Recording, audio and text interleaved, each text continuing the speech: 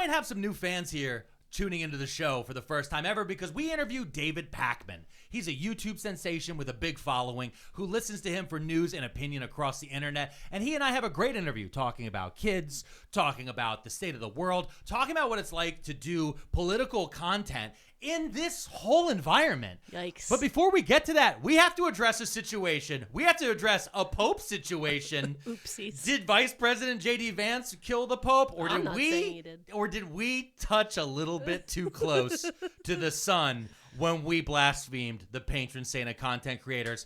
Find out today on Too many times. Remember to smile. JD Vance is a historical failure. He's probably the worst vice president we've ever had in the history of this nation. And I want to be very clear about that, okay? JD Vance, this week, did he kill the Pope? Now, I've talked about this on a few different places like TikTok and others. I do not believe that JD Vance killed the Pope, but I do believe that if the Pope hadn't met JD Vance, the Pope would still be alive. Absolutely. And the reason why I believe this is because I can look at JD Vance's recent history as vice president and show you that everything he is doing is making the world so much worse. Okay, let's go ahead and start out. Let's go ahead and look at Greenland. Okay, let's look at Greenland. Yeah, so Greenland, the nation of Greenland. Mm-hmm. Our future state, right? Future state. That's what I was told. JD Vance went to go visit it. Okay. Now, the thing is JD Vance wasn't supposed to visit. Yeah, it was just supposed to be his wife. It's supposed to be his wife, and their whole idea was we'll have JD's wife, Usha, go to Greenland. She'll go meet a Greenland family, right? Mm-hmm. And they'll welcome her into their homes because she's so nice. And then she can use that as propaganda to conquer Greenland. Yes. Okay? Okay. Didn't work. Everybody said no. So they're like, well, we'll send JD Vance. They sent JD Vance. Worse. Everybody hated him. Yeah, of course. Everybody said, who's this weirdo? And then the person who runs the base in Greenland sent out a base-wide email being like, guys, listen, we got through that. And then they had to fire that commander, right? Yeah. So there's that. Then there's the Ukraine negotiations between the Russian-Ukraine war, right? Okay, yeah. And Volodymyr Zelensky comes to the White House. They were supposed to sign a document that day. What happened? JD Vance goes, you haven't said thank you. Yeah. You didn't say thank you. You're not even wearing your suit. And then that all blew up. Yeah. Right? Then we get into the TikTok deal. Because at one point, did you know that? No. Trump put JD Vance in charge of the TikTok deal. Oh, he doesn't even have any followers. How can he be in charge of TikTok? Exactly. But this is the thing. Presidents, when they have a big old stinker on their hands, they always say, I'm going to put the vice president in charge of this one. Give them a chance to show you how good they are. Going to hand the TikTok deal over to JD Vance. And what happened? Still got TikTok. We still got TikTok, but we don't got a deal. And then the trade war. Oh, yeah. Well, we're totally winning that, right? Yeah. Well, part of the reason why the trade war is going so terribly is because JD Vance, during an interview, said that the Chinese people were peasants. Yeah. He said, why would we borrow money from Chinese peasants just to borrow the goods, to buy the goods from those same Chinese peasants? And they stitched the hell out of that. Oh my God. And they made some crazy TikToks. They made the memes of the cinch. They even asked you, JD Vance, where are you going to get eyeliner from, bud? Oh my God, they did. They said, we make the eyeliner here, babes. We make the eyeliner you put on before you grab that wig. Then he dropped the football trophy, had the Ohio football team. He broke there, and he picked up his 2-part trophy, had no idea, dropped it. That's a sign. That's a sign from the holy relic dropped on it. And then he demands to meet the Pope. He flies all the way to Rome for Easter service. JD Vance, famously, to Mrs. Pearlmania's chagrin, JD Vance is what? Catholic. An adult Catholic convert. Adult convert. Yep. Ugh. If you didn't go to Catholic school, well, listen, I don't want to start. You've been on this a lot. It's not my fault. It keeps coming up. And so he goes there. He demands a meeting with the Pope, and the Pope's like, "Hey, listen, why don't you meet my number 2? Yeah, talk to my number 2. Your number 2. Your number 2. Your shit. What? You said number 2? Yeah, I did. And so they said that, and then finally, after enough huffing and humming, the Pope's like, "Fine, I'll sit here in my wheelchair." And I'll meet JD Vance. He demanded a sick man come from bed rest. And he did. And then the Pope was like, well, while I'm up, I'm going to give a homily at Easter, too. Yo, a banger. And it was a good homily. Banger. Pope Francis got up and was like, hey, There's a lot of people denigrating migrants. There's a lot of people spreading wars and lies and deceit. And they're doing all of this in the name of my guy. Nope. He said false. He said false. Don't do that. And then the Pope died. Yeah. The Pope died. Pope Francis is now Pope Deadus. No, that's not how that works. He's That's still not how Pope it works? Francis. He's still Pope Francis. Named after a sissy. A good saint. He's named after a sissy? Yeah, St. Francis of Assisi. A sissy. Whatever. If you say Francis Assisi, that's a different thing. No, Francis of Assisi. It's a sissy. Okay. All right. You can't say named after a sissy. It's just it's such a crazy line. I got hoagie mouth. Yeah, I know. There's no getting around it. You are from Philadelphia. I went to Catholic school. They taught me St. Francis of Assisi. What am I supposed to do? Exactly. You went to Catholic school, and then what happened at the same exact time last week? Around the same exact time, Here's what happened. I want to tell you what happened. You tell me what happened. Okay, we spent time and we researched. Yeah, we researched. And we researched an episode about saints because we found out about a new Catholic saint, the patron saint of influencers. Yep. So we thought, hey, it'd be Blessed fun. Carlo Acutis. We say, it'd be fun. Let's make an episode about this because it's funny and it's a good time and we can talk about the lore of some saints and the dark, weird shit, the martyrdom of it all. Yeah. And then during that episode, while we were recording, we got technical failures because we were cursed upon by the patron saint of influencers who said, no content for you. Yeah. How dare you besmirch my good name? He said the camera is not going to record any video, but luckily you run audio backup Ha-ha. for 30 minutes. Gotcha. Yeah. And then after we hit post and got it, made a little promo edits. Yeah, got it all up. Felt good. We went to sleep that night. Felt good. Saw some nice comments. Look how funny. Tee hee hee. Ha ha ha. Woke up and got the note that the Pope had passed away. Yeah, the Pope was dead. We had recorded that episode and then people started commenting that it was our fault. Well, the other thing that people had started commenting was, I came to this because I wanted to hear your take on the Pope dying. And it was like, well, baby, we record this on Thursday. Yeah. The Pope died on Sunday. You're watching this on Monday. Like there's a thing that we have to, we record these on Thursdays because you can tell the day we record because if you go to our Patreon, pearlmania500.net, you'll see our Patreon exclusive podcast called The Warm Up. And the Warm Up is always recorded directly before we record this show because we want to get our voices right. We want to make sure that we remember to smile. Mostly we just don't talk to each other all day, so we have to remember how to talk to each other. Yeah, instead of saying of things like, do you know where the blueberries are? That's part of it. Where's the juice? And so basically, we're out of diapers. What happened was this. We made an episode in time for Easter talking about Catholic saints. Yeah. Having a little fun. We thought the SEO would be good. We thought it would be good SEO. We thought we would get good search engine optimization because it was like, it's Easter, 420 blaze it. And then what happened? I'll tell you what the real catastrophe was. Yeah. I don't mean this to take away from the catastrophe of losing Pope Francis. Yeah. A good Pope. I would say the worst thing that happened for me personally. Can I tell them about it? Go ahead and tell them. We had family over. I hosted for Easter, a nice Easter brunch, and as part of that, the day before Easter, I have to make deviled eggs because there needs to be deviled eggs, even though I had to take out a second mortgage to afford all those eggs. Yeah. And they were bad quality eggs. I know they were bad quality eggs, so it was really hard to peel. Yeah. So I made my usual 2 dozen. That's right, 2 dozen deviled eggs. Minimal. When people come over, they eat the deviled eggs. And it wasn't even that many people coming over, but I was like, minimum, got to make 2 dozen. Yeah. And I made them, took all the time and effort. And what recipe did you use? My recipe. You're the recipe that people can find on our Patreon, pearlmania500.net. There's an audio and a PDF. Vibing out with the food idiot. We made a whole episode about it. Where I teach Alex verbally how to make them, and then I also provided the PDF for you to print out and follow. There you go. Or look at it in your iPad, like me. And so I make these deviled eggs. Yep. I put them in the fridge, and then I'm going about my day. I wanted to make like a beet and goat cheese salad. I made some other things, and I opened the fridge door to get something, and one of the trays of deviled eggs falls out of the fridge. Splats across the entire floor. Deviled eggs everywhere. Not one made it. Just everywhere. The dog, intrigued. The dog said, hey, what's going on over there? Me, in a fit of rage. It was the 5th thing to go wrong that day. Yeah. It was a bad day that Saturday before Easter. And it was the straw on the camel's back of me just weaving a web of profanity that's probably still floating above the kitchen at this point in time. Yeah. Because then I had to throw them all away, mop the floor, get the deviled egg out of the dog's mouth because I was like, you can't eat this many deviled eggs, dog. Yeah. And then start again. And I had to go to the grocery store and buy more fucking eggs. Yeah. Ugh. Yeah. So I need you to know that every time a family member ate one, I said, they're good, aren't they? You like that egg, don't you? She really did.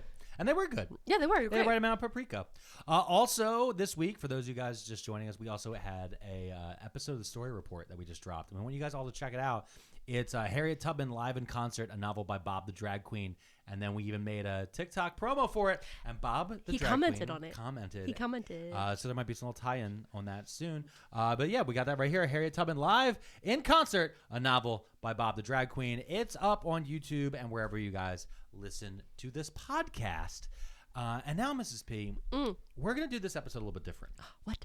So, I don't like change. okay, you and people in internet comments, but we are bringing on a interview guest. What? Yeah, we Huh? are bringing on a guest, which I'm sure you guys noticed by reading the title of It's this probably episode. in the title. It probably is in the title. But we brought on David Pakman. Yeah. And we just finished the interview with him. We had a really great interview where he and I talked about making content, political-based content on the internet, talking about just kind of the general of like the of it all. Yeah. And you pulled me out of my doomer spiral a couple Yeah. times. It was a really, really good interview, and so a really fun time. And so you guys sit back and relax. You can hear all about David Pakman. And David is on prolific YouTuber, and he is all over the internet at David Pakman. He just had a book come out. Yeah, he just had a book came out. His book is called The Echo Machine, How Right-Wing Extremism Created a Post-Truth America. We had a really great time talking to him, and you're going to have a really great time listening to him. So here we go. Without further ado, let's go and throw to me and David. And we're back. We're here with our first guest who is not sitting in the room with us. This is No. our first remote guest That's right. in the history We're living of in the pod. future. I know, we're here, and we I feel like we have a good one. It's a pretty big get. We're here with David Pakman. David, thank you so much for joining us today. Thank you. No, I'm your fan. I'm glad to be here. Oh, really? That feels good. You David, into guys that yell? yeah. I think it's slowly more and more people are not only getting into guys that yell. I think more and more people are becoming guys that yell. But we're excited to have you here. I met David. We met online. We became mutuals on TikTok a while ago, and then we actually met in person at the White House of all places at a Christmas party, which Which just is like a crazy cool because I'm Jewish. It's a weird place to meet. So am I. So it was just two Jews at a Christmas party at the White House trying to figure out how the fuck we got there. Yeah. It was a weird moment, but it was very nice. And it was thank you so much for reaching out and wanting to come on the show. I want to talk to you a little bit. First, you just had a video just go massive in the last couple of days. And that video was about that you said you've been warned, don't leave the country. And you covered in there how you're a naturalized citizen and everything else. And I just want you just to talk a little bit about that and kind of your fears, because there have been some similar fears I'm having, even though I'm not naturalized. I was a born citizen here in the United States. Can you talk a little bit about that? Yeah, I mean, I'm from Argentina. I've been a citizen for more than 20 years. In a normal world, this is never something that would be a concern at all. But we've kind of seen like the line creep from we're going to go after so-called criminal illegals to we're going to go after anybody who's undocumented to we're going to go after people with visas, people with permanent residency. And now we've started to see the detention of some naturalized citizens, not deportations, not arrests, but just really making your life miserable for 5, 6, 7 hours at a border crossing. Yeah. And in the wake of that, I got emails from a couple of immigration attorneys that are in my audience who said, listen, I don't want to be hyperbolic and say you're going to be sent back to Argentina and stripped of citizenship. I don't think that's going to happen.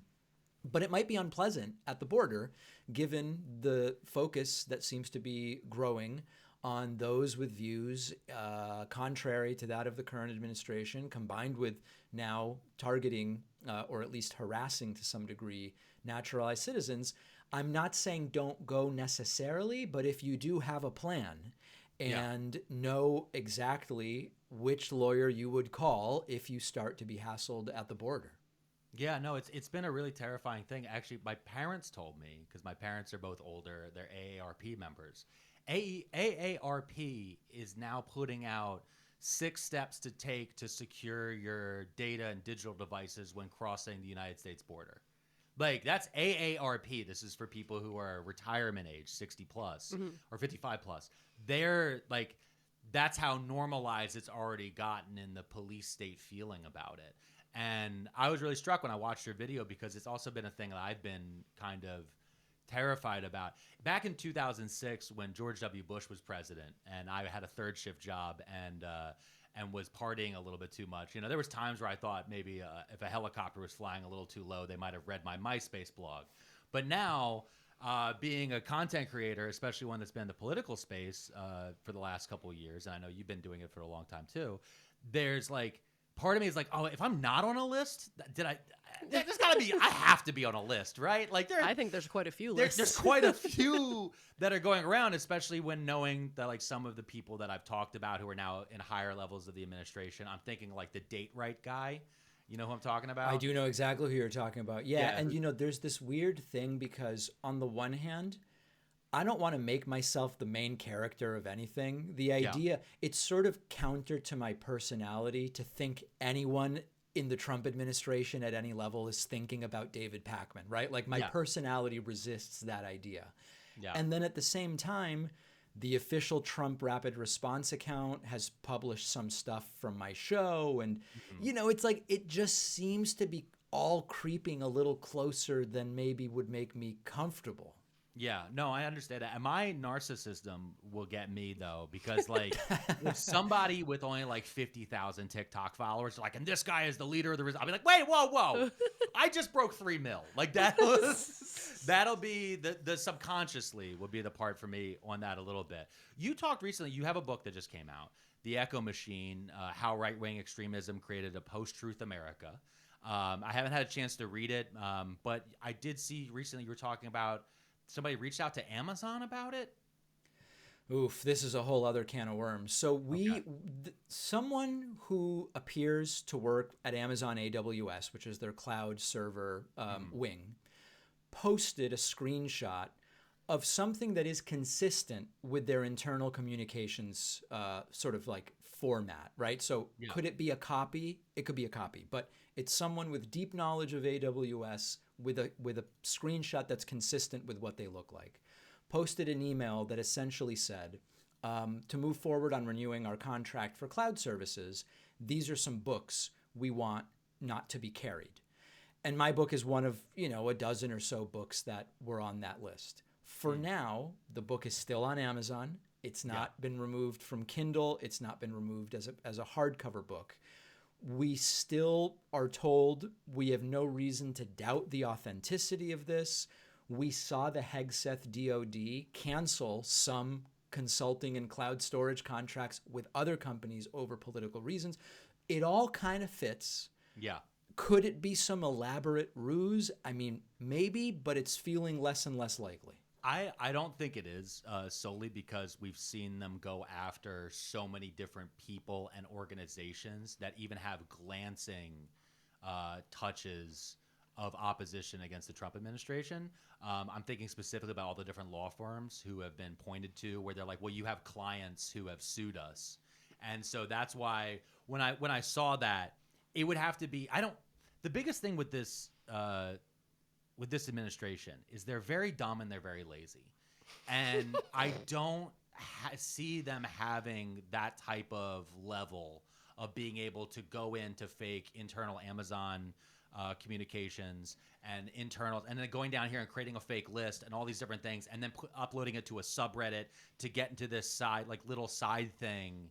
It was one of those, there's been a couple things like that where there is the chilling effect, but then also at the same time, I've had almost a sense of relief that the paranoia that I've had about this type of stuff happening is finally kind of hit here and is coming more and more mainstream to the public, right? That's super interesting. Yeah, because, you know, one of the things I always try to do on my show is keep the alarmism correctly tuned to what's happening, right? Yeah. So sometimes people will get mad and they'll go, David, you don't really think Trump's going to run in 2028? And it's like, you know, I kind of don't. Right now, I don't, maybe, but I'm not like, oh, this guy's running in 2028. So I don't want to go overboard with Trump will try to run. if I start to see more signs, I saw that now there's 2028 hats out, but I think that they're just to troll people. Yeah. I'll tell you when I see it, but some people go, you're not being alarmist enough. In other areas, sometimes it's like, oh, you're being too alarmist. When I said, the administration is getting closer to independent media. They're slowly getting closer. And then maybe there it was actually me who was appropriately alarmist when it comes to that. So it's hard to gauge exactly, but I'm always trying to just be honest with my audience as to how worried I really am. I try when I'm making TikToks, I try to, especially talking about things, I try to only talk about things that have happened, or that if there's an executive order, or if there's a law that's passed, then we can talk about what will happen from that. But I don't like to do the, because he wore this brooch, because Melania wore this brooch at this date on this specific dinner, that can I'm like, okay, we're getting a little bit too tarot cardy. Right. And there's some things on that side of that like kind of get me. But I've felt for a very long time, going all the way back to the Bush years, and of like the encroachment of kind of how the right, especially the movement, there was I wish I could remember his name. There was a CBS correspondent who wrote a book way back in like 2004, and it was about the fracturing of communications and about news in general. And he was really focused on cable news and about how with Fox coming in, with CNN, MSNBC, and Fox, like we were all beginning to live in that truthiness, the idea of Stephen Colbert, and that I'm sure you talk about in your book, of where we can all stare at the exact same blade of grass, and three organizations are saying it's green, and the other one shows up and says, actually, it's a little yellow. And then suddenly we start this whole fight where we can't even agree it's grass anymore. Yeah. Because nobody's touching it. And the big thing that I have realized is like that book was prescient, but now we're broken up even more. So I have a friend of mine, I first heard about you, I want to say it was 2018, maybe 2019. A buddy of mine started regularly sending me your clips. And I was just like, I don't know who this guy is, but I guess he's some guy. Like, I didn't really know anything about your background, but like you came on, you were very professional in the way you spoke and with your setup and everything. And I was like, yeah, I agree. I like said it back to him. I was like, yeah, that's exactly what you and I have been saying like the entire time. But in that realization for me on social media and for you on YouTube and then all these other different content creators, like we can be huge to such a small audience in the grand scheme of things. And I think it's only in these moments, I think with Kilmar Abrego, where you can see a lot of people get in these focus moments. And I want to tie this back into your book. When you're seeing this stuff, especially on the right, are there flashpoints that are happening over there that we aren't even seeing on the left? Like I'm thinking about like that squirrel, you know what I mean? Like these weird like moments. I don't even know the squirrel you're talking about. You don't know about Peanut the squirrel? No. Oh my God. All right. So there was okay, you know how we thought the election was about fascism? Because we thought, hey, Donald Trump's going to come in and he's going to shred the Constitution. He's going to start having camps and they're going to target trans people. It wasn't about that. For some people, there was an Instagram influencer had a squirrel named Peanut. Mm-hmm. And this squirrel, I don't know, like I think he's in New York City, and like he didn't have like the right license or something. And the squirrel to be kept as a pet. It's a wild animal. And the squirrel bit a cop. Yeah. Because the cops were, for some reason, I think they were swatted or something, or I can't remember. They were trying to arrest the squirrel for DUI. Something like that. And the squirrel bit a cop, and because of rabies testing, they had to put the squirrel down. And this was one of the final distractions on the right, where you started to see Rudy Giuliani started posting about the squirrel. Don Jr. started posting about the squirrel. This does ring a bell a little bit. The smartest people. Yeah, all these, but it became one of those things to distract from everything else going on. So I think the same thing of what they've been doing with trans athletes. You know, every time Trump's tariffs have, destroyed another whole area of retirement or leading to another shelf being empty, they'll point to, well, did you see this female athlete? She knelt instead of fencing, a trans athlete. And they're like, all right, well, we're going to cover this for 5 weeks. Yeah. And we'll bring this up. Have you been seeing anything like this that maybe I haven't noticed out there? Are there other ones, or is this just kind of the general play? Well, no, I think that so there's two things. I think that analysis is applied to the right-wing media that exists essentially to prop MAGA up is an absolutely accurate analysis. You know, if there was a whole period of time, the first 3 stock market collapse days, Fox didn't even talk about it. They only talked about it on that crazy day where stocks went up 10% after being down 16% and said, what a great stock market day. So I think on the media side, that's absolutely the case. I am skeptical when people talk about the White House is doing A to distract from B to distract from C, only because they're terrible at this and they don't seem disciplined nor coherent enough to actually pull off things with that level of calculation. Like, I'll give you another example. Someone wrote to me, and at this point, I don't remember if it was Liberation Day was planned for April 2nd to distract from the illegal deportations, or whether the illegal deportations were meant to distract from the failures. It almost doesn't matter. And my reaction was, I don't think they're competent enough. I just don't think so. Oh, I don't think it's actually the White House directly. I think it is, there's orgs. I'm thinking about guys like Turning Point. I'm thinking of guys like Jack Posobiec and Steve Bannon and others. I think that there are players who get funding in the overall, like the overall MAGA machine. And it's not necessarily the White House, because the White House is actually there.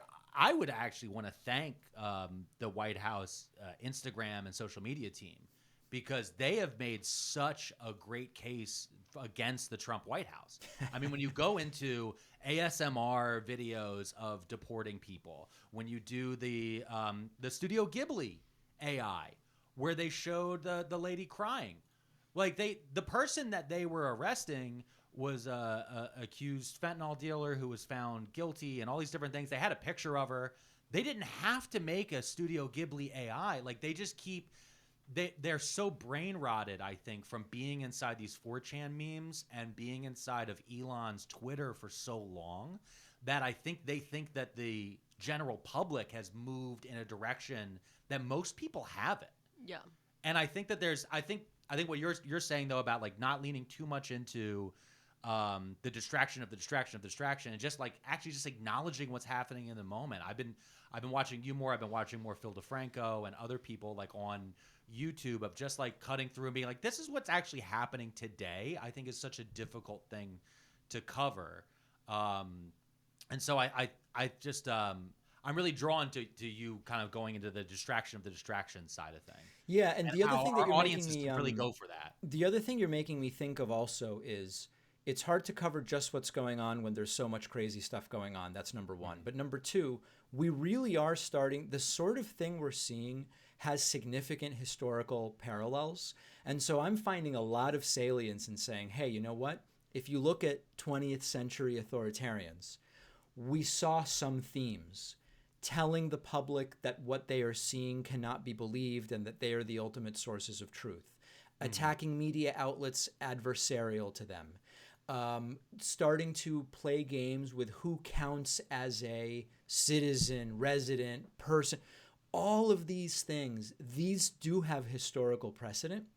And so I'm trying to find a balance between, I'm not going to go out and say Trump is Hitler. I think that is not conducive to getting my message across. But at the same time, when 7 of the 8 things you saw from 20th century authoritarians are happening under Trump, I think it is important to give that historical context too. There's a lot of stuff that can wreck your night's sleep, and I'm not even talking about the anxiety of scrolling your phone too late at night.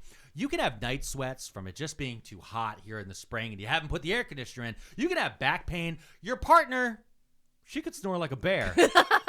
Facts. But Brooklyn Bedding is here to solve them all with comfortable mattresses designed to give you the best night's sleep ever. You'd think something this good would break the bank, but Brooklyn Bedding gives you quality without that insane price tag. And guys, our life has changed since we've gotten a Brooklyn Bedding mattress. We like each other more. We like each other more. I honestly, the flop sweat I've been having, okay, I don't want to go too much into it, but let me just say, since we got the cooling top mattress with the good pillow top, and it's a little bit firmer, So much of my vibes have changed. Yeah, honestly, Chill Daddy is back. Chill Daddy. So not unlike other mattresses, Brooklyn Bedding and their entire facility is completely free of fiberglass. That's right, free of fiberglass, so you can rest easy knowing that your health is in good hand. Sleep on your Brooklyn Bedding mattress for up to 120 nights, and if you don't love it, they'll help you return it or pick a different model. Go to brooklynbedding.com and use our promo code TOOMANY at checkout to get 30% off site-wide. This offer is not available anywhere else. You have to use our promo code on the very last page of checkout to get this discount. That's brooklynbedding.com and use promo code TOOMANY for 30% off site-wide, or check those show notes for the hyperlink. I think he's closer to Napoleon III, and I'm going to do an episode about that soon. Yeah. Louis Napoleon is just because there's that idea of, I think there's times with Trump where, like, I knew January 6th was going to happen. I knew it was going to happen because I was, at that point, was very heavy into just monitoring right-wing channels, whether it be on Facebook, Reddit, all these different places. It was very in the open. It was very clear, but the reason I knew it was going to happen on January 6th is knowing that Trump is inherently lazy and his people are inherently lazy. It was the last day. That was it. When I was looking at the calendar, I'm like, when is it done, like, officially? Because we all think of election day of, oh, they'll call it on election day. I was like, well, no, I grew up with the Truman picture of him holding up Dewey beats Truman. I'm like, so it's not election day. And then each state has to certify. And I was really nervous in 2021 that, because we almost saw this happen, that they would attack a specific state. If they were smart, they would have gone and picked a Pennsylvania. They would have picked a swing state and gone in and attacked that capital and created a moment of chaos around. Don't tell them this. I'm gonna listen. Don't tell them this. I don't trust that they'll watch it. This is pretty deep. It's pretty deep in the interview. We'll cut it from the clip that we try to put for the clip farm. Okay. But I was really, and actually I talked to some people, I talked to Malcolm Kenyatta, who is a Pennsylvania state rep, and he's actually one of the DNC vice chairs now. I talked to him about it, and he said actually that it was when was it Minnesota when they were marching, or Michigan, where the guys showed up with the AR-15s over their shoulders? I believe that was Michigan. Yeah, that was finally, that overstep then was enough for the Pennsylvania State House and the Pennsylvania State Senate to finally take seriously that guys might show up with guns, that they then were like, well, maybe we'll have at least 10 state troopers here at all times. We'll park some cars. Maybe we'll put up a fence. Those type of things happened, so they hardened that target a little bit more. Before, again, the doors would have been unlocked. They're like, we'll make sure the doors are locked that day and everybody has badges to get through. Like, we haven't faced this before, and we've come from a society that was so much more open that they created reasons to close it. But when I think back on these days of 21, I think there was a moment. I think the biggest danger of January 6th was that it felt very much like the conclusion of the movie. And I think that was enough for a lot of people to bookend those years, if that makes sense. Like, especially 2020 and 21 and early 21, to the point where now, when looking at the tariffs, there's so many business leaders came forward. So many of them were like, I can't believe you would do this. And I'm like, he was doing it last time. He did this exact same thing. And I've started to realize from talking to people, especially here in a swing state like Pennsylvania and others, there's a lot of people who thought by reelecting Trump, we were going to restart in January 21st, 2017. Mm-hmm. And they didn't realize that actually we were setting the clock back to January 21st, 2021. And like, we're picking up. We're just pretending the Biden years weren't there, except now we have AI. And I think that's the part that has really been difficult for a lot of people trying to understand what's going on.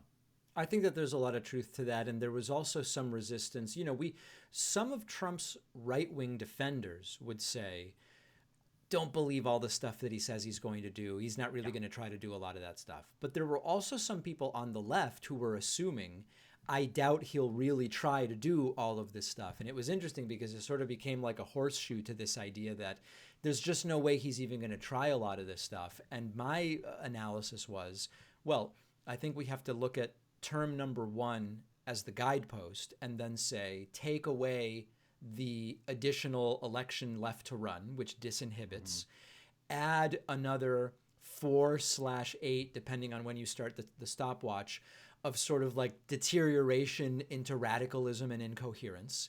And the fact that last time he started with a few more people who were at least willing to not go along with everything, whereas this time it's like mostly just total loyalists right out of the gate.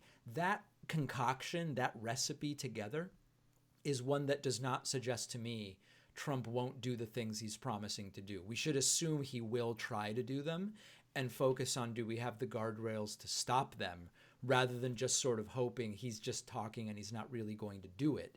And, you know, it turned out Ben Shapiro was wrong, and it turned out some of the people that stayed home or voted third party was wrong. A lot of people ended up wrong. Yeah. Well, and one of the people who specifically ended up wrong was Joe Rogan and the podcast network in general. The Bros. I want to talk to you a little bit about that because you've been on Joe Rogan in the past. I know you were on there in 2019. What was you were on there? I was on twice. I guess 2019 and 2020. I guess, or 2021. Okay. Yeah. So I never really followed Joe Rogan too close. I started out as a stand-up comedian, so I knew who Joe Rogan was. I loved news radio. I did not like what was the show where people had to eat kangaroo testicles? Fear Factor. I wasn't a fan of Fear Factor, that type of stuff. But I only really knew that Joe Rogan did stand-up because of a moment between him and Carlos Mencia about arguing with each other about joke theft. So when we fast forward from that moment of me watching a video on like early YouTube almost 20 years ago where it's Joe Rogan being like, Carlos Mencia steals jokes from like young comics at open mics, to now he's like on there promoting RFK and promoting vaccine denialism and all this different stuff. Like there's clearly been a huge swing in his personality. What was it like going on the show? I want to say pre-COVID Rogan, because I think there's a huge jump between the two. It was surprisingly normal in every way. I don't know if that makes sense, but it was just sort of like, this doesn't seem like someone who's been captured by an extreme element of the political world. At the time, he was still in California. This was pre the Texas move, which I think kind of plays a role in terms of who he's surrounded himself with and the environment that he's kind of put himself in. I enjoyed the conversation. He seemed genuinely curious about the ideas I had, pushed back about some of them, but not others. The feedback was pretty split in terms of, you know, even then he had a politically mixed audience, which is fine, right? I mean, some people saw me on there and they liked what I had to say, and some people didn't. I got the sort of normal amount of extreme negative feedback, some of it associated with death threats that you would expect in front of an audience of that size. Yep. But it was like, I don't want to say unremarkable in the uninteresting sense, but it was sort of like completely normal environment in which to just talk about my ideas. Yeah, it's just going on a talk show. Yeah. I think there's been, since COVID, but also the Austin move, and I think a bigger thing a lot of people are missing is that massive Spotify deal. I think all of those things combined, like just they end up changing your perception of the world. I think COVID scared him in a way from like seeing other comedians talk about it. COVID scared him away, and I think there was a lot of people had the first face of mortality. I think there's a lot more people didn't think about that we can die. Because they're like, oh, I take care of myself. I can do these things. You know, especially I eat him well. Because he's obsessed with fitness. He's like cold plunges, testosterone, working out. Yeah, doing all those different things. And then the things. look in the face of like, hey, you could just get sick. Somebody could cough at the wrong time, and your muscles won't save you. Yeah, and I think that the not having control over the end, I think, was the start of a break. And I think it wasn't just for Joe. I think it's for many people. When you look at people who might have even been anti-Trump in 2016 or even going into 2020, like since then. You know, what's interesting as you're saying this, I remember my appearance at the start of the pandemic where this must have been probably like May or June. It was warm enough that you could run outside in the Northeast. Yeah. And I said to him, you know, I think there's a mishmash of stuff here that makes sense and doesn't make sense. And I gave the example. Sometimes when people are out just running on the bike path, I see them wearing masks. And I'm just not sure about that one. Like, I'm on board with a lot of, I'm just not sure. I don't know if we need the masks in that situation. And Rogan said, oh no, think about it. You're huffing and puffing. And he was telling me, no, you do need the masks even outdoors, which we later learned I just happened to stumble across something that I seem to be closer to the truth on that one than Rogan did. The outdoor contagion seems to be essentially nil. But it's so fascinating because it's bizarre to think that the conversation in 2020 was where he was telling me, no, you do need masks outside. Yeah, and I heard from people, especially in 2020, like PCR tests and all these other different things that he was having people do before they came to the studio. Yep. And he was taking all these precautions. And then it was like once he had it, because he got it for like a minute and he got better.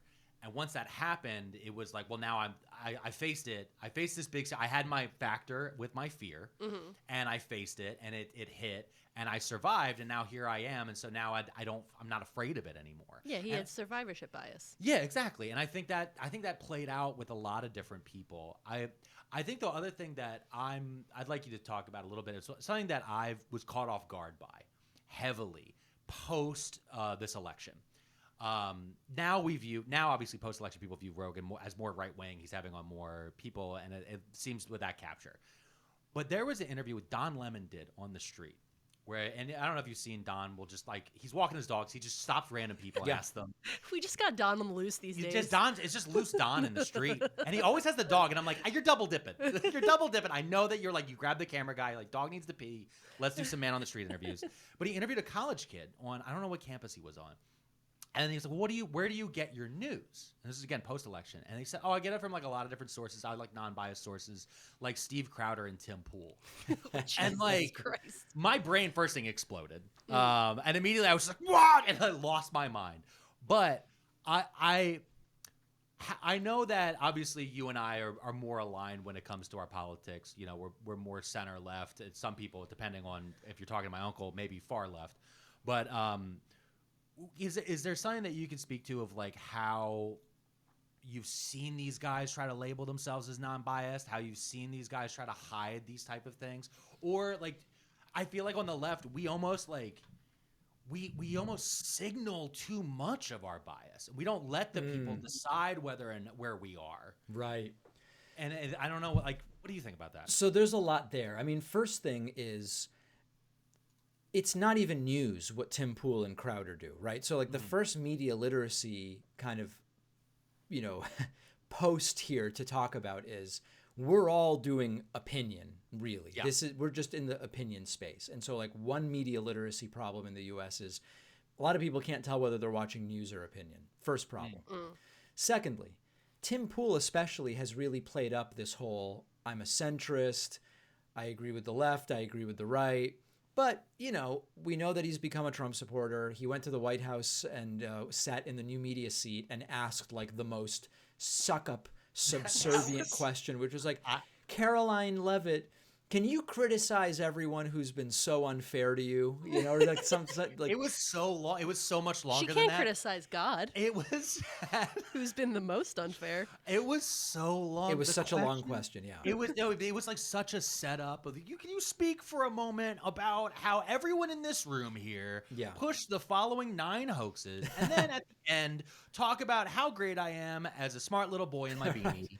Also, I'm wearing a tuxedo shirt. Like, it just was, it just You're hurt like, it's so much. 70 degrees in D.C. Take the beanie off. Take what the are you beanie afraid off. And of? in that, by the way, in that press briefing room, it's more like 90 degrees. So, I know, with all the lights. but It's a hot so, beanie.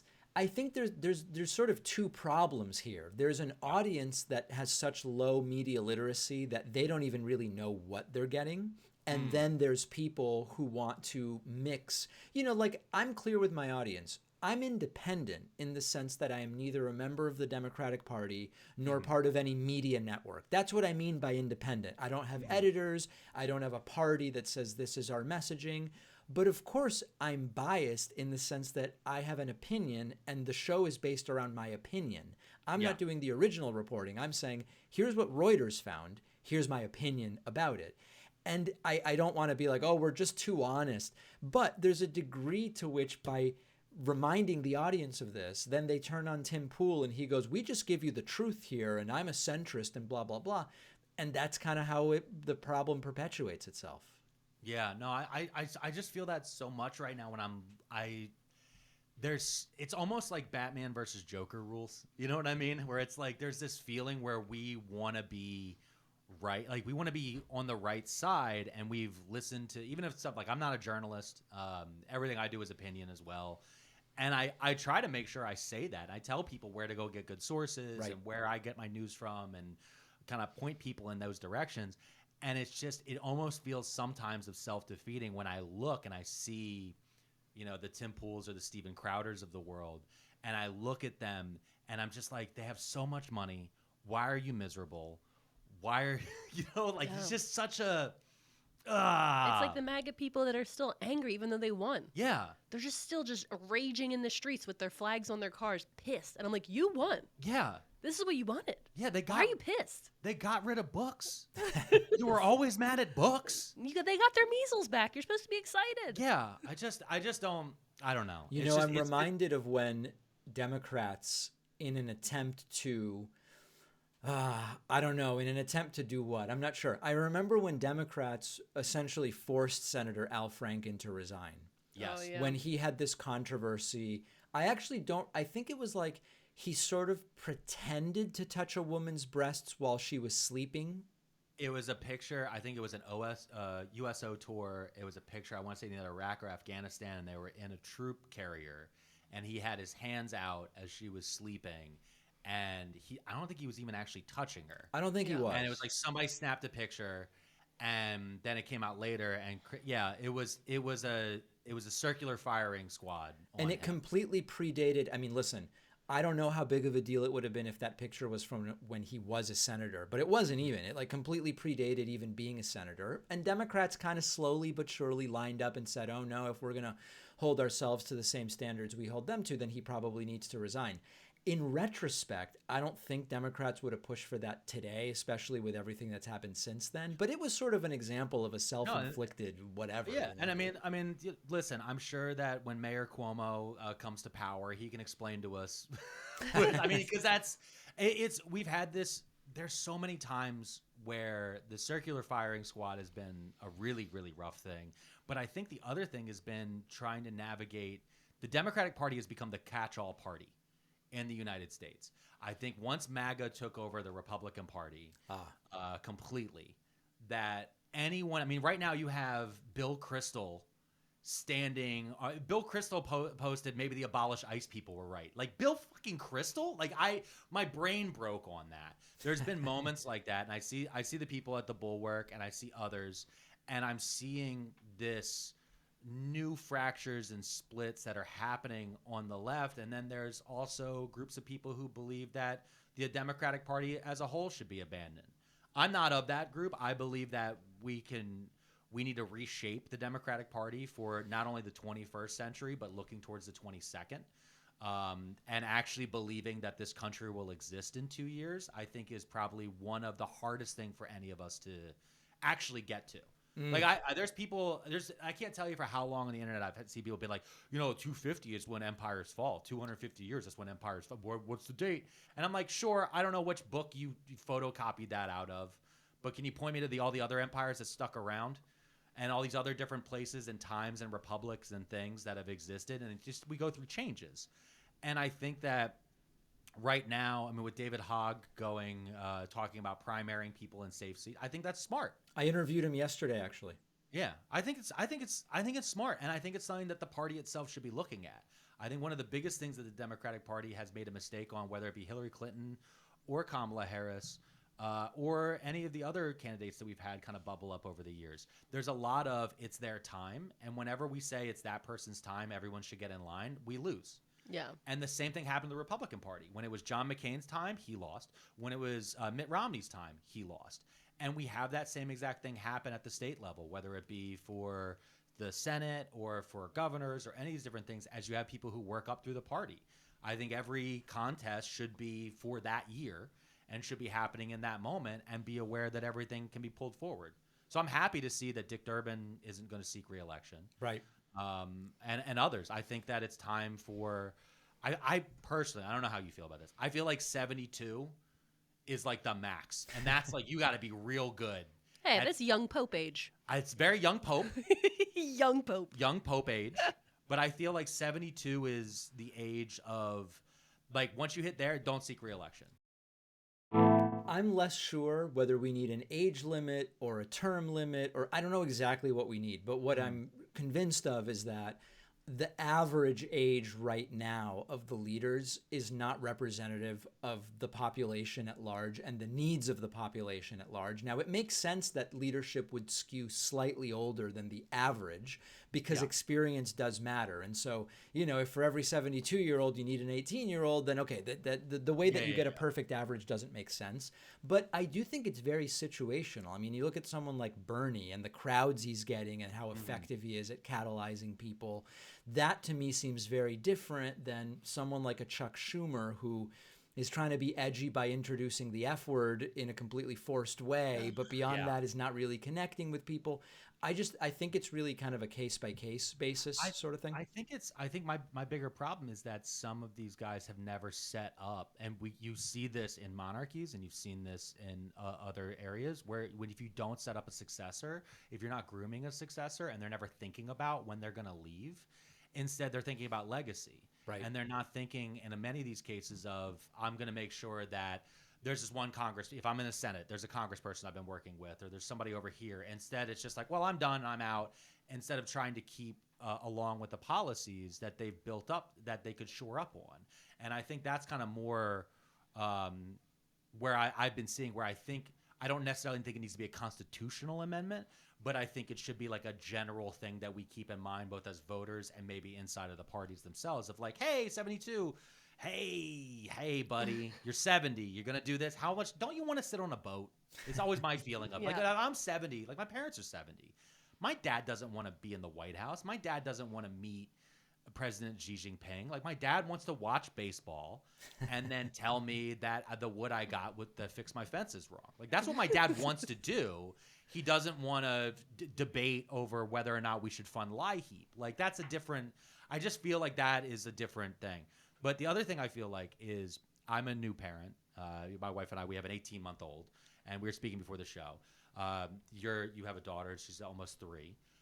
I think a thing that's refocused my view on politics in recent years is when looking around of how many of our recent leaders and how many people in Washington and maybe even in Harrisburg for Pennsylvania for us, how few of them are going to be around for when my kid is my age. And the decisions they're making now, what huge impacts they're going to have in the future. And I look at somebody like Donald Trump, 78 years old, super fit. He's right. Super fit. He's in definitely shape. has the right mental acuity. But he's making decisions now that are having not just on an RFK and these guys, not just on the decisions of like what's going to happen to my son's school in 3 years, but what is the job market going to look like? What's the environment going to look like? What's the planning going to look like? What's our infrastructure going to look like? What's our state in the world and what America is going to look like when my son is 40 years old? Right. And I just don't think any of these guys are looking at it that way. I think they're looking at it as more of how do we get through this quarter, how do we get through this week, and how do we get through this news cycle? Well, to a degree, that is almost impossible to avoid when elections are every 2, 4, and 6 years, depending on the office. So part of it is that. But I completely agree with you. I mean, I've had conversations about, listen, I'm doing the 529 account for my daughter. Will it make sense for her to go to college in 16 years? HVAC school. Yeah, we're going to HVAC school. No, we're pushing plumbing. HVAC school on everybody. Also plumbing. The AI servers, they need Air conditioning. HVAC air conditioning technicians. It's the one job we figured out you can't replace with robots yet. That's fair. Also That's plumbing, fair. but you got to be not afraid of bugs. Also plumbing, and yes, the bugs are gross. No, but to your point, both for reasons of technological change, but also if the cost of college continues to fall out of alignment with wages, it might just be worth starting work 4 years earlier, learning as you do, unless a degree is required, as it would be to be in medicine or law or a whole bunch, number of other degrees. So like that, I just don't know. I'm going through the motions, pretending things will be the same way in 16 years. I don't know if they're actually going to be that way. Yeah, I think the big difference between when Trump was elected the first time in 2017, we were married, but we didn't have a kid. And I remember driving down Columbus Boulevard. There is a big, Philadelphia is covered in murals. I don't know if you've ever been. There's this big, beautiful mural of it's an American flag, like kind of just waving, painted on the side of this building. And I remember driving and looking at that and then kind of like picturing what a partisan conflict could do in the United States. how quickly things could deteriorate, all those different things, like having those flashes in my mind and thinking like, I hope we get through this, and getting all the way to 2020 and getting to the with the riots and the conflict that happened around George Floyd's death and other things that from the police brutality, like seeing that happen like in Philadelphia and other places was like, oh, that was a really scary thing that you can kind of picture it a couple years early. This time around, the part that was terrifying was he was not even a year old when Donald Trump won re-election. And there was that moment of like, well, now we're going to do it with a baby. And I think that was like the moment, the immediacy of that was very scary. But then looking forward to it even further down the line, I think there's a difference that's also split on the left of there's a lot of younger activists and people who are very online and have a lot of opinions, but they're just by themselves. And so not having the family to have to look after and those decisions, so that it's almost like we can't see eye to eye because of the decisions that need to be made. I'm not making a decision for myself, my wife. I'm making a decision for the 18-month-old. And I think that's the part where the communications are starting to break down a little bit. And I don't know where we can bring that back in to build, to coalesce a movement. I think, wait, let me interrupt you. Okay, go ahead. Okay, so my thought is like, obviously I feel the same way. It's like I wake up in a slight panic every day. Yeah. Especially with the cost of blueberries right now. As someone who has a toddler, I'm sure you understand the price of blueberries. Yeah, our berry budget is off the charts. Berry budget's crazy. But I think that sometimes waking up and taking a minute and just reminding myself that like sometimes the most radical act, the most punk rock shit I could do is have hope. And raising a child right now is that radical act of optimism. Is like, I have optimism for the future. I'm acting on it every day. I'm living every hour with this idea of, fuck these people. I'm going to survive. My child's going to survive. And like, that's the radical optimism of it all. Is like, we have a child. We believe in the future. Let's act it. Even if sometimes we're faking it. Even if sometimes we have to turn off the news and be like, let's go for a walk outside. And put on Downton Abbey. Yeah, put on Downton. No. Or Matlock. I've never, like, the anti-natalist people will sometimes call into my show. It's just not really for me. Like, I totally get as an individual decision not to have kids. Yeah. But the idea that just everyone should stop having kids so that we stop ruining the planet and then eventually, there's no more Homo sapiens.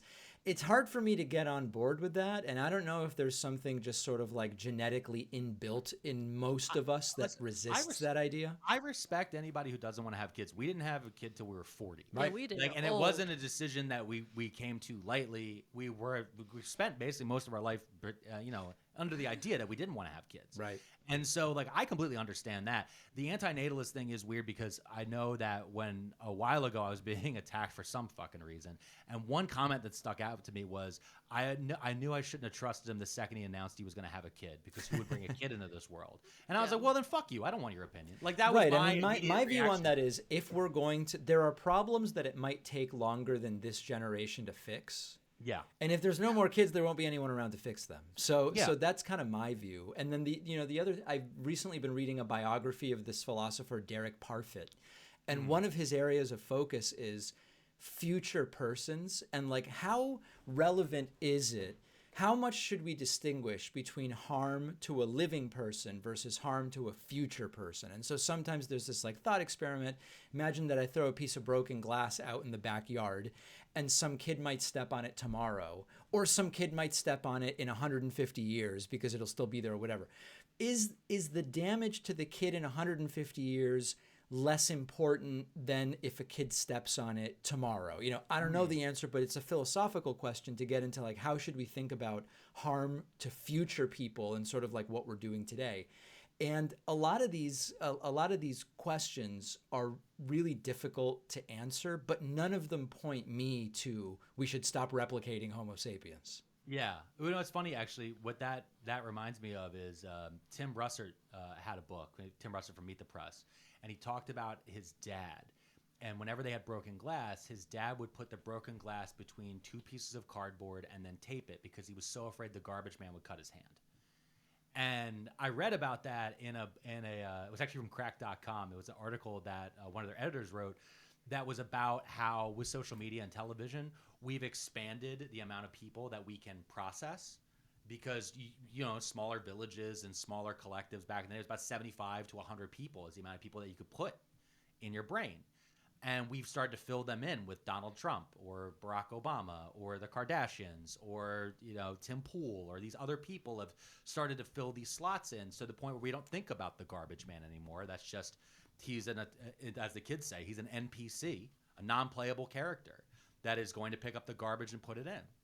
And I think about that a lot because it's not so much about the future one, which we should be making decisions thinking further ahead. And I think some Native American tribes tried 7 generations or something like that was one of the things I've heard. But it's also about the fact that we can't even think about theoretical people today. I think it's becoming less and less common of the idea of just like, I made a mess, I spilled a soda, somebody is going to deal with it. It's not going to be me. Right. I drop a soda in the middle of Target. Instead of standing there until we can get a sign down to warn people wet floor, just walk away. Right. I think it's just, I don't know. It's just a weird thing. The one other note on this also is like, if you do care about personal responsibility, it seems irresponsible to create a bunch of problems and then to be like, we'll stop having kids and not fix any of them either. Although there are some who would say some of these problems would just naturally be fixed if Homo sapiens disappeared. I don't know. I mean, literally, if we destroy the world, there are no problems. And to me, I think that's also the definition of. Now we're gonna get philosophical. Let's go, David Pakman. Because here's the thing. I think there's a big difference between how we view the world. There's some people who view the world as Earth. There's some people that view the world as society. There's some people who view the world as human beings. Right. There's some people who view the world of life on Earth.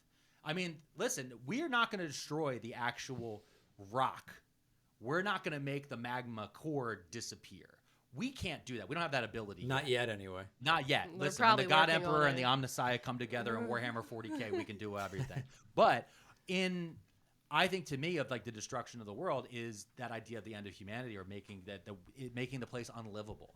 And I think that's been one of the big arguments when it comes to climate change. And again, these are the type of things and the discussions that we should be having across the aisle so we can better understand each other. Because I think sometimes when I don't want to say we on the left, I think sometimes in general when people are talking about the end of the world, well, what does that mean?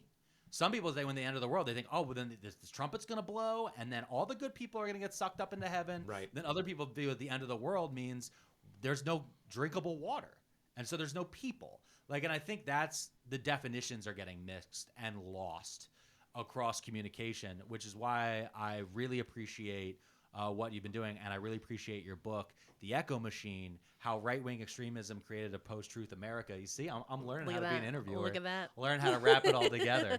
But David, before we let you go here, do you have any final thoughts for us? Did you enjoy the experience here on Too Many Tabs? Did we open enough tabs for you? Did we not close enough? I enjoyed it thoroughly, and no, it's been great. Every time I'm asked, like, is there anything else you want to say? It's like, I don't know, not really in a vacuum. What could I possibly say? I like the color blue. I don't know. Yeah, well, that's what listen. That's the tarp in the back. And those are curtains, That's man. a curtain. All Those right. are curtains. But people can find you, David Pakman, on YouTube, across social media. You have your handle everything at David Pakman across everything else. Some places it's David Pakman Show, like on TikTok. Yeah. On the TikTok. On the Okay. TikTok. Gotcha. But yeah, you guys can find him, David Pakman, across social media. David, thank you so much for joining us today. We really appreciate it. And thank you, Mrs. P, for stepping in and taking me on my doom spiral there Yeah, for a little absolutely. bit. We have to. That's literally my Reminded me job. that Dave. hope is punk rock. Thank you so much. All right, thank you. Okay, that was it. That was the interview. We did it. Oh my God. I know. I think it went pretty good. What do you think? I think it was great. Look at us. We had a split screen. We're like real professional podcasters. I know. I think we're getting there, right? We got interviews. We had a mattress ad read this week. We are such podcasters. I feel that the pod is podding. Yeah. Oh, we're potting it up. We're podding. I'm prodding so hard right now. No, I don't want to say it like that. No, but I think it was fun. I think it was really interesting because like I've been seeing him for a very long time. Yeah. Right. Like I've seen him on the internet. I never really got to know him that well. Like I feel like I have a better idea of who he is. Yeah. And I was really glad that he said he's like, yeah, I do opinion. Yeah. And like that is kind of.